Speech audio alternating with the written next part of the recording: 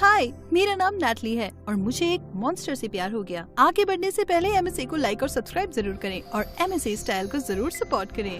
हमारे बॉटल्स और notebooks teenagers के लिए बेस्ट है, डिस्क्रिप्शन में जरूर देखें। मैं कभी भी प्यार में नहीं पड़ना चाहती थी। दरअसल मैं तो उसके खिलाफ थी, क्योंकि मैं एक खराब रिलेशनशिप से निकली थी जहाँ मेरा एक्स मेरी पीठ पीछे 5 लड़कियों को डेट कर रहा था और जब मैंने उससे इस बारे में पूछा तो उसने मुझ पे इल्जाम लगा दिया। मुझे अटेंशन चाहिए थी और तुम्हारे पास मेरे लिए कभी टाइम नहीं था। मैं तुमसे 2 घर छोड़ के रहती हूँ। अगर तुम्हें अकेला महसूस हो रहा था तो तुम घर आ जाते या फोन कर लेते। इतनी मेहनत कौन करे, और तुम्हें तो पता है मुझे फोन पे बात करना पसंद नहीं है और तुम्हारे घर में भी मुझे बहुत बोरियत होती है। मेरे इस खूबसूरत चेहरे को मैं अंदर बंद करके नहीं रख सकता। मैं सोच रहा था क्यों ना मैं फ्राइडे को तुम्हारा बॉयफ्रेंड रहूं और सैटरडे में किसी और को डेट कर लूं। मैंने उस गधे को डंप कर दिया। मैंने और भी लड़कों को डेट करने की कोशिश की लेकिन कुछ जमा नहीं। ऐसा लग रहा था मेंढक को किस कर रही हूँ। या तो वो एकदम गधे थे या तो घमंडी या एकदम बेकार। तो अपने 16वें जन्मदिन पे मैंने ये डिसाइड किया कि मैं लड़कों से दूरी बरतूंगी और अपनी स्कूल पर फोकस करूंगी। मेरा सपना था कि मैं भी अपने पेरेंट्स की तरह एक कमाल की आर्किटेक्ट बनूं। लेकिन फिर मैं सैम से मिली और उसने मेरी जिंदगी बर्बाद कर दी। सैम एक स्टार फुटबॉल प्लेयर था लेकिन उसका एटीट्यूड एकदम मुर्गे की तरह। पूरे स्कूल को खुद का समझ के घूमता था लेकिन लड़कियां उस पर जान देती थी और लड़कों को तो वो सुपर हीरो लगता था। साइंस की क्लास में वो मेरे बगल में बैठता था और रोज मुझे आंख मारता रहता था। मैं उसे इग्नोर करती थी क्योंकि वो मेरे टाइप का नहीं था।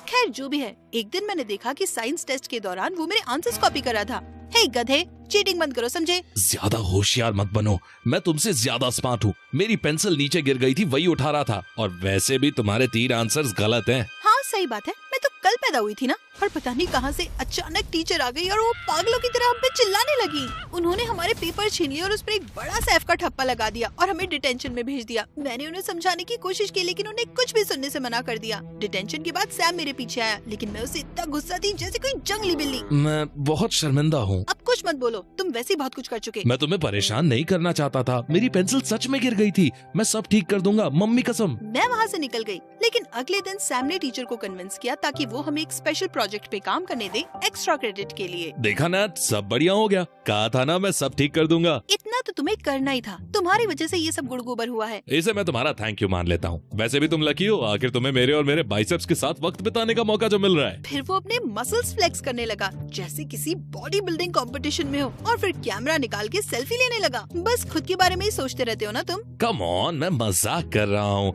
मैं बहुत कूल हूँ, मुझे जानने की कोशिश तो करो। उसने मुझे अपना नंबर दिया, फिर आंख मारी और फिर वहाँ से चला गया। कितना अनोइंग लड़का है ये।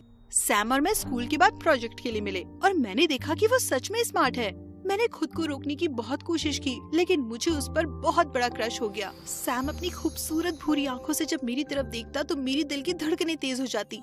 एक बार हमारे हाथ आपस में टकराए और कसम से मेरे अंदर तो जैसे बिजली दौड़ गई। और इससे पहले हमें कुछ भी पता चलता, हम एक दूसरे का हाथ पकड़े इलेक्ट्रॉन्स और एटम्स की बात करते करते किस करने लगे। और क्या बताऊं, वो किस तो कमाल का था। और इसके बाद हम कभी अलग नहीं हुए। हम हमेशा साथ रहने लगे, एक दूसरे के सेंटेंसेस फिनिश करने लगे। हम एक दूसरे से बेहद प्यार हो गया, बेइंतहा प्यार, फेरी टेल्स वाला प्यार। सब कुछ परफेक्ट था लेकिन एक दिन सब बदल गया। अचानक सैम ने मुझसे क्लास के बाद मिलना बंद कर दिया, मेरे टेक्स्ट और फनी मीम्स का रिप्लाई करना बंद कर दिया। मुझे लगा वो बिजी होगा तो थोड़ा स्पेस दे देती हूँ, लेकिन फिर पता चला कि उसने फुटबॉल टीम भी छोड़ दी। मैं परेशान हो गई तो सोचा पूछ ही लूं। मैं ठीक हूँ, ऐसी कोई बात नहीं है। नहीं, कुछ तो बात है। तुमने अपनी पूरी जिंदगी फुटबॉल खेली है, तुम तो कॉलेज में भी जाकर ही खेलना चाहते थे। तुम इस तरह इसे नहीं छोड़ सकते। तुम मेरी बॉस नहीं हो, मुझे जो करना है मैं वो ही करूँगा। इतना कहकर वो वहाँ से चला गया और फिर धीरे धीरे चीजें और खराब होती गई। वो गलत लोगों की संगत में पड़ गया और बिल्कुल बदल गया। उसने हमेशा की तरह मुस्कुराना बंद कर दिया और जोक्स करने भी बंद कर दिए। बिल्कुल पत्थर दिल हो गया था वो। और जब भी मैं उससे बात करने की कोशिश करती वो ठीक से बात भी नहीं करता था। और फिर एक दिन उसने स्कूल आना भी बंद कर दिया। मैं उसके घर गई तो पता चला कि घर खाली है। पड़ोसियों से पूछने पर पता चला कि सैम और उसका परिवार रात में ही कहीं निकल गए।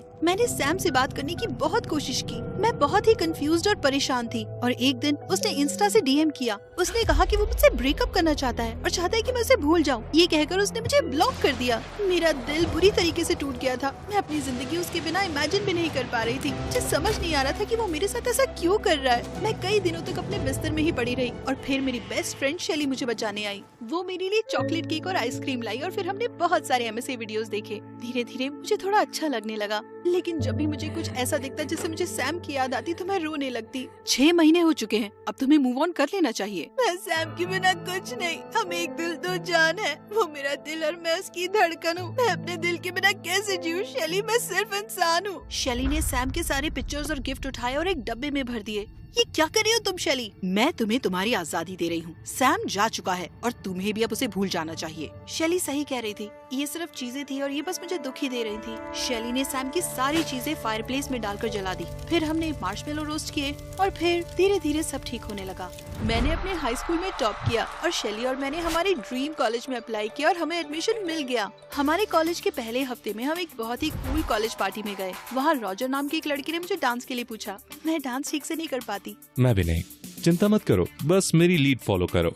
रॉजर मुझे खींचकर डांस फ्लोर पर ले गया और हम रात भर डांस करते रहे। हम बहुत ही फनी डांस कर रहे थे, इधर उधर पैर पटकते हुए और यूं ही कमर मटकाते हुए। मुझे याद ही नहीं आ रहा था कि आखिरी बार कब इतना मजा आया मुझे। रॉजर बहुत हॉट तो नहीं था, लेकिन कॉन्फिडेंस और चार्म भर भर कर था उसमें। एक दिन तो मुझसे शादी करोगी। मैं तुम्हें ठीक से जानती भी नहीं और वैसे भी मैं हैप्पीली सिंगल हूँ। ज्यादा वक्त के लिए नहीं, मैं तुम्हारा पीछा करूंगा, तुम्हें एक प्रिंसेस की तरह रखूंगा और जल्दी तुम्हें मुझसे प्यार हो जाएगा। उसके बाद रॉजर मेरा दिल जीतने के मिशन पे लग गया। वो मेरे लिए डेजीज लेकर आया। इन्हें देखकर मुझे तुम्हारी याद आ गई। लेकिन मुझे उससे एलर्जी थी। फिर एक हफ्ते बाद उसने मुझे अपने घर पर खाने पे बुलाया। कुछ जल रहा है क्या? कुछ नहीं चल रहा है, सब ठीक है। और फिर किचन में आग लग गई। हर रोज रॉजर मेरा दिल जीतने के लिए कुछ न कुछ जरूर करता और धीरे धीरे ये सब कुछ ज्यादा ही होता जा रहा था। उसने छत से एक बैनर लटका दिया मुझे हैप्पी बर्थडे विश करने के लिए और वो सीढ़ियों से नीचे गिर गया। मेरे लिए गाना गाने के लिए वो नाइट क्लब के स्टेज पर चढ़ गया और उसका एंकल ट्विस्ट हो गया। मैं उसे इमरजेंसी रूम ले गई, जहाँ उसने मुझसे पूछा कि क्या मैं उसकी गर्लफ्रेंड बनूंगी। सच कहूँ तो हमारे बीच ऐसा कोई स्पार्क तो महसूस नहीं हो रहा था, लेकिन इतना प्यार पहले मुझे कभी नहीं मिला और वो एक अच्छा लड़का भी था, तो मैंने हाँ कह दी। कुछ साल बाद मुझे अपने फैमिली बिजनेस में इंटर्नशिप करने को मिली और मुझे बहुत मजा आया। मैंने अपने पेरेंट्स को एक state of the art office building design करने में मदद करी और उन्हें एक बहुत अच्छा क्लाइंट मिल गया। एक सुबह काम पर जाने से पहले मैंने एक कॉफी शॉप में रुककर ब्रेकफास्ट किया। मैंने अपने स्कोन का एक बड़ा सा बाइट लिया ही था कि देखा कि दरवाजे से सैम आया है। मेरी तो दिल की धड़कनें ही रुक गई। इतने सारे इमोशंस एक साथ मेरे दिल में गोते मारने लगे और फिर उसने मुझे देखा। नैटली, जल्दी जल्दी में स्कोन मैंने एकदम से निगल लिया और वो मेरे गले में जाकर फंस गया। मुझे सांस लेने में तकलीफ होने लगी। मैं इधर उधर हाथ पाँव हिलाते हुए कस्टमर से जाकर टकराने लगी और लोगों की कॉफियाँ इधर उधर गिरने लगी। और तभी सैम मेरी तरफ आया और उसने हैमलिक मैन्यूवर ट्राई किया और अचानक स्कोन मेरे मुँह से बाहर निकल आया। अपने आप को संभालते हुए मैं उससे दूर होने लगी। तभी मेरा पैर फिसला और मैं नीचे गिर गई। मेरी आंखों के सामने अंधेरा छा गया। जब हॉस्पिटल में मेरी आंखें खुली तो रॉजर और शैली मेरे सामने खड़े थे। मैं बहुत खुश हूँ तुम ठीक हो मेरी प्यारी मिट्टू। तुम्हारे बिना पता नहीं मैं क्या करता। अच्छा हुआ तुम्हारा दोस्त सैम वहाँ था। डॉक्टर ने कहा कि उसकी वजह से तुम्हारी जान बच पाई है। तुम सैम से मिले? वो यही था हॉस्पिटल में, बस 10 मिनट पहले ही गया है। चिंता मत करो मेरी सोनपरी, मैंने उसे कल डिनर पर बुलाया है। इतना तो हम कर ही सकते हैं, आखिर उसने तुम्हारी जान बचाई है। रॉजर ने मुझे गले लगा लिया और मैंने दिखावे के लिए स्माइल कर दिया, लेकिन अंदर ही अंदर मुझे कुछ कचोट रहा था। डिनर का समय नजदीक आता जा रहा था और मैं पागल हो रही थी। और तभी मुझे शांत करने के लिए शैली आ गई। मुझसे ये नहीं होगा। कौन सी बड़ी बात है, तुम उसे भूल चुकी हो। मुझे नहीं पता, मुझे नहीं पता। क्या मतलब है तुम्हारा कि तुम्हें नहीं पता? तुम 2 साल से रॉजर के साथ हो। जानती हूँ, लेकिन जैसे ही मैंने सैम को देखा तो वो सारी फीलिंग सोचना भी मत। याद है ना उसने तुम्हारा दिल कैसे तोड़ा था? ना वो तुम्हें तब डिजर्व करता था और ना अब करता है। शैली सही कह रही थी, सैम के सीने में दिल नहीं है। तो क्या हुआ अगर उसने मेरी जान बचाई? मॉन्स्टर्स भी साल में एक बार तो अच्छे होते ही है ना? मुझे इस डिनर से घबराने की कोई जरूरत नहीं थी। रॉजर सैम से लाख गुना बेहतर है। तो मैंने अपनी सबसे फैंसीएस्ट ड्रेस पहनी, बढ़िया सा मेकअप किया और तैयार हो गई सैम को दिखाने की उसने क्या मिस किया है। जब मैं रेस्टोरेंट पहुंची तो मैं हैरान रह गई कि सैम वहाँ पर एक टिया नाम की लड़की के साथ आया था और उसने कहा कि वो उसकी गर्लफ्रेंड है। देखने में तो वो सुपर मॉडल लग रही थी, लेकिन IQ की जगह उसके दिमाग में पत्थर भरे थे। जब रॉजर ने कहा कि हम ग्रेजुएट स्कूल के लिए अप्लाई कर रहे तो उसने कहा, ग्रेजुएट पढ़ने के लिए ग्रेजुएट स्कूल जाने की जरूरत नहीं है। लेकिन सुनो, अपने डैड से कहो कि उन्हें पैसे दे दें और फिर टीचर्स तुम्हें ये दे देंगे, फिर तुम स्टेज पर ऐसे चलकर जाना। टीना खड़ी हुई और हमें रेस्टोरेंट में चलकर दिखाने लगी और तभी वो एक वेटर से टकरा गई और सारा का सारा खाना उसके ऊपर गिर गया और उसके बाद डेट खत्म हो गई। मुझे लगा ये किस्सा यहीं खत्म हो गया, लेकिन उसके बाद सैम और टिया मुझे हर जगह दिखने लगे। वो मुझे कॉफी शॉप में दिखे। सैम मेरी जिम में काम करता था और तो और हम कुत्ते भी सेम ही पार्क में घुमाते थे। सबसे खराब बात ये थी कि रॉजर को इनके साथ डबल डेट बहुत पसंद थी, पर मुझे इससे नफरत थी क्योंकि मेरा खून खौल जाता था जब मैं इन्हें हाथ पकड़े हुए देखती। मेरा मन करता था कि मैं चीखूं जब सैम उसे किस करता था, और मुझे रोना आ जाता जब सैम टिया को देख के मुस्कुराता। वो मुस्कुराहट जो पहले कभी मेरी थी। एक दिन जब मेरी बर्दाश्त की हद पार हो गई तो मैंने सैम को कॉल करके एक सुनसान जगह पर मिलने बुलाया। ओके, तो इतना छुप के मिलने की क्या जरूरत थी नैट? ऐसा लग रहा है जैसे कि हम किसी स्पाई मूवी में हैं। मुझे प्राइवेसी चाहिए थी। ठीक है, अब तो हम अकेले हैं, बस तुम और मैं। पुरानी यादें ताजा हो गई। सैम धीरे से मेरे पास आया और मेरा बेवकूफ दिल तेजी से धड़कने लगा। मैं सालों से उसके इतने करीब कभी नहीं गई थी। उसके कलोन की खुशबू ने पुरानी सारी यादों को ताजा कर दिया, लेकिन फिर अचानक गुस्सा तेजी से मेरे नसों में दौड़ने लगा। नफरत है मुझे तुमसे। देखो, उस वक्त कुछ भी ठीक नहीं चल रहा था। तुमने मुझसे प्यार के झूठे वादे किए, फिर मेरा दिल तोड़ा, और अब जब मैं फाइनली तुम्हें भूल रही हूँ तो तुम वापस मेरी जिंदगी में क्यों आ रहे हो? नहीं, मैं ये नहीं कर रहा हूँ। तुम एक मॉन्स्टर हो, मुझे अकेला छोड़ दो, मैं तुम्हें फिर कभी नहीं देखना चाहती। इतना कहकर रोते हुए मैं अपनी कार की तरफ भाग गई। घर पहुंची तो देखा रॉजर दरवाजे पर खड़ा था। क्या बात है कपकेक? मैंने रॉजर से कह दिया कि मैं सैम और टिया के साथ और डबल डेट्स पर नहीं जाना चाहती, मैं बस हम पर फोकस करना चाहती हूँ। बिल्कुल मेरी मक्खन मलाई, जो तुम चाहो। फिर मैंने रॉजर को किस किया, लेकिन मेरे दिमाग में सैम ही घूम रहा था। जब हम अलग हुए तो रॉजर का चेहरा कुछ अलग दिख रहा था, और फिर वो एक घुटने पर बैठ गया। मैं तुमसे शादी करना चाहता हूँ। अभी तो रिंग नहीं है मेरे पास, पर मैं जल्दी ले आऊंगा। तुम कहो तुम्हें कौन सी चाहिए, मैं वही ले आऊंगा। मैं सब कुछ परफेक्ट चाहता हूँ, हमारे प्यार की तरह। मैं घबरा गई, मुझे समझ नहीं आ रहा था मैं क्या कहूँ। I'm sorry, मुझे जाना होगा, लगता है घर में प्रेस ऑन है, हम कल बात करते हैं, ठीक है? मैं जल्दी से घर के अंदर चली गई और मैंने दरवाजा बंद कर दिया। उस रात रॉजर ने मुझे बहुत सारे रिंग्स और वेडिंग वेन्यूज की पिक्चर्स भेजे और सब अमेजिंग थे। मेरा मन मुझसे ये कह रहा था कि रॉजर को हाँ कहना ही शायद मेरे लिए ठीक है। एक मिनट, ये पागलपन है। तुम रॉजर से शादी नहीं कर सकती अगर तुम सैम से अब भी प्यार करती हो। लेकिन तुमने कहा था कि वो मेरे लायक नहीं है, और तुम सही थी। वो वापस सिर्फ मुझे परेशान करने आया है। उसने जो पहले किया मैं उसके लिए उसे माफ नहीं कर सकती। दरअसल ये सही नहीं है।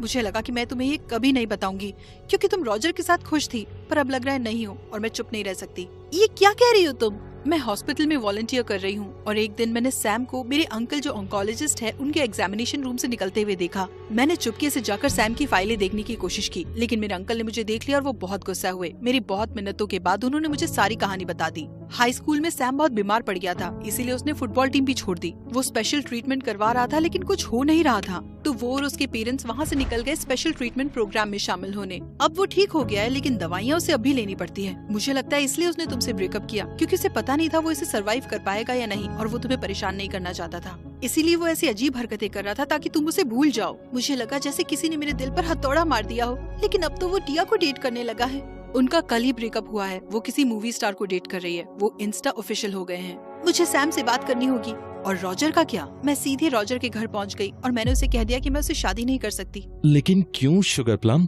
तुम एक बेहतर इंसान को डिजर्व करते हो। मैं तो अपना दिल बहुत पहले ही किसी को दे चुकी हूँ और वो मुझे वापस कभी नहीं मिला। मुझे माफ कर देना। रॉजर रोने लगा, लेकिन उसे इस बात की खुशी थी कि मैंने उसे अंधेरे में नहीं रखा। मैं अपनी कार में बैठी और सीधे जिम की तरफ निकल पड़ी। रास्ते में एक ट्रक से टकराते टकराते बची और जिम के पार्किंग लॉट में पहुंच के मैंने सैम को टेक्स्ट करके बुलाया। मैं समझ गया, तुम मुझसे नफरत करती हो। और क्या कहना चाहती हो तुम? मुझे पता है तुमने क्या किया। तुम बेवकूफ हो, एक बहुत बड़े बेवकूफ। सैम बस मेरी तरफ देखता रह गया। आई एम सॉरी, मैं बस तुम्हें दुख नहीं देना चाहता था। वो तो तुमने वैसे भी कर दिया। तुम्हें मुझसे कुछ छुपाने की जरूरत नहीं थी। सच्चा प्यार हर मुसीबत को झेलकर जीत जाता है। तो अब क्या?